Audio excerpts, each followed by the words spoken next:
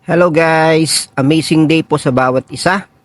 It's another day, it's another blessing comes from God.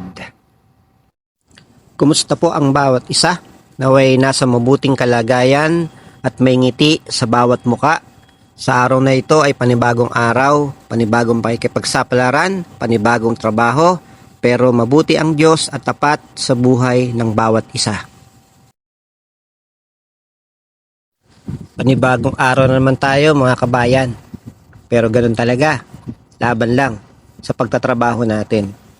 Kaya alam ko na bawat isa ay patuloy na ine-enjoy lang ang buhay natin bilang isang OFW. So wherever you are right now mga kababayan, keep smiling always because naniniwala ako you are great, you are awesome, and you are the best today. Ako nga pala si Eric. Isang OFW dito sa Taiwan, isang factory worker.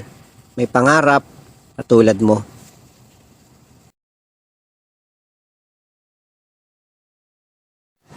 For today's mga kababayan, pakinggan natin itong isang mensahe na tagos sa puso. So agree ba tayo sa mensaheng ito mga kababayan? So listen. Kasi sa lahat ng OFW, sa totoo lang, hindi naman talaga pera ang kailangan nila.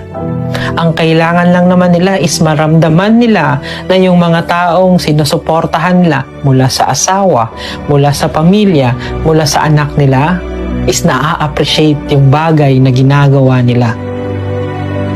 Sa totoo lang, yung kumusta, yung I love you, yung maraming salamat, matulog ka na, kumain ka na, magpahinga ka, malaking bagay na yan para sa kanila. Sa totoo lang. So kung gusto mo na kahit papano magawing okay siya, huwag nyo silang kalimutang i-appreciate at yung suporta sa in terms of emotional, ibigay nyo sa kanila.